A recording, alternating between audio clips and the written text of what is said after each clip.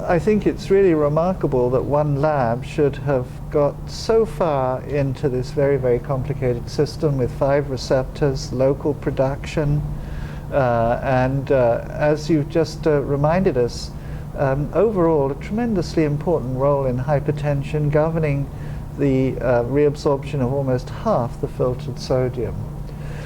So you started answering the question that you're interested in the response to salt taken in food, and that's what drove you to follow this very difficult system in the kidney and make all these fantastic discoveries that you have made.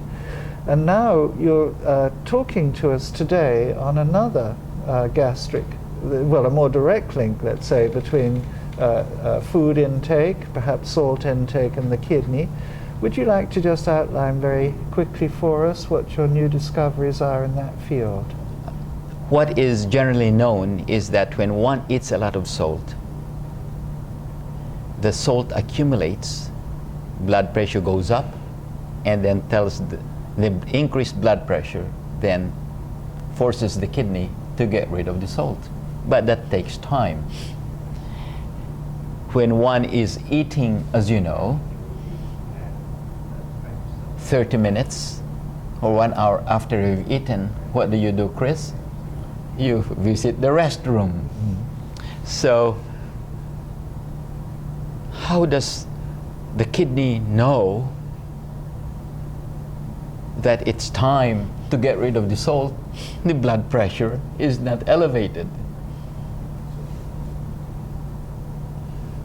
That salt has to be excreted. So what happens then is the stomach senses that salt that has been taken in. And the stomach says, oh, I've got to tell the kidney to get rid of the salt. And there are several hormones secreted by the stomach in response to food intake. But the hormone that is produced to a greater extent than the other stomach hormones is gastrin. Gastrin, as you know, is the one that's related to peptic ulcer. But that's another story. And gastrin, as it turns out, is the hormone produced by the stomach that is taken up by the proximal tubule to a greater extent than the other hormones. So what happens is this. That's what we think, and we're still working on this hypothesis, is that the gastrin then works locally in the intestine. Gastrin also circulates. So now let's start first the intestine. What happens is that gastrin in the intestine, that has the gastrin that has come out from the stomach, that has gone into the intestine, now stimulates the production of L-DOPA. That's the link now between gastrin and dopamine. L-DOPA then circulates and is taken up by the kidney proximal tubules, and the proximal tubules now make more dopamine. Now gastrin also is taken up by the proximal tubules and tells the kidney to make more dopamine. So more dopamine is produced. Dopamine then, via its 5 receptors, decreases sodium transport, and then gastrin helps dopamine to get rid of the salt. So here, gastrin allows the kidney to make more dopamine and then helps dopamine to get rid of excess salt. Well, that's terrific. So you've been able to link these two stories and show some of the upstream events ahead of the renal dopamine system, which is what you've been working on for so long. That's absolutely fascinating. So I'll just ask you a last question, if I may. there's a lot of interest in what happens now in morbidly obese subjects after they've had gastric bypass surgery or divisional surgery. Because a lot of the problems that they suffer from, the metabolic syndrome, etc., and the hypertension, are improved or even sometimes cured well before there's any real loss of weight. So I'm wondering if your discoveries are giving some insight into at least the blood pressure side of that system. What would you think would be the consequences for gastrin and renal dopamine and the signaling pathways you're involved in somebody who's gone through this bypass surgery? When somebody gets a gastric bypass, you would think that that person develops hypertension.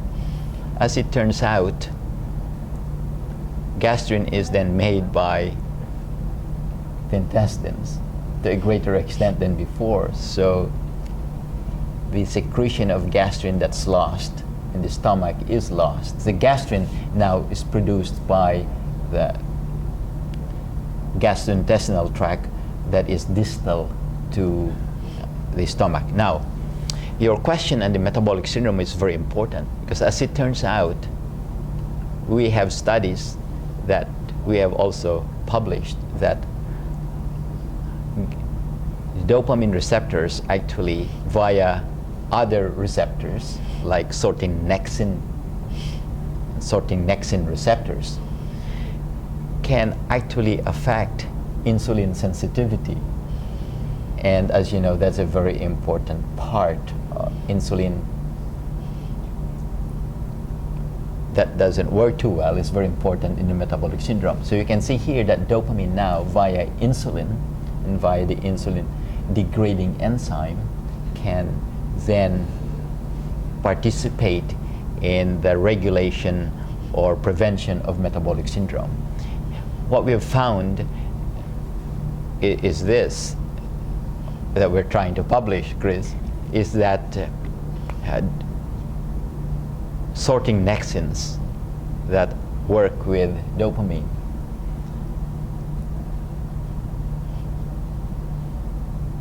inhibit the insulin degrading enzyme so that insulin is not destroyed.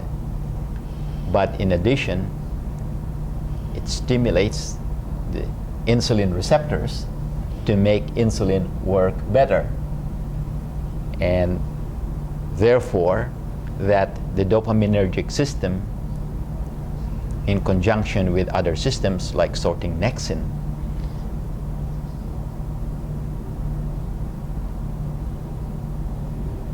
is also very important in controlling or preventing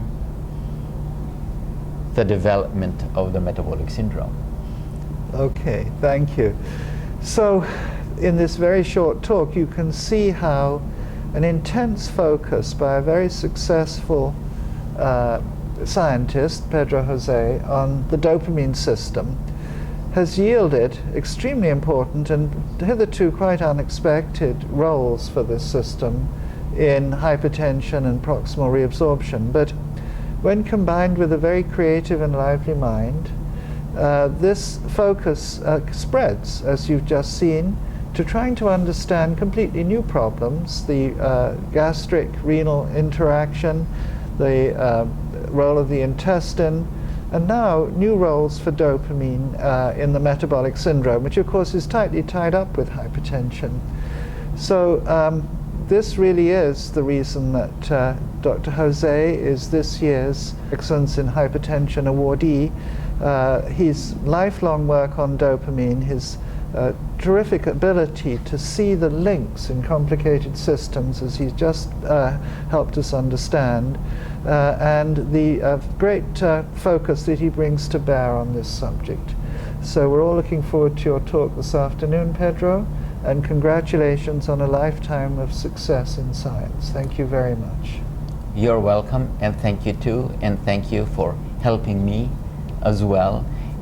And your program project on reactive oxygen species is very important in this linking dopamine with other systems in the regulation of renal function and blood pressure.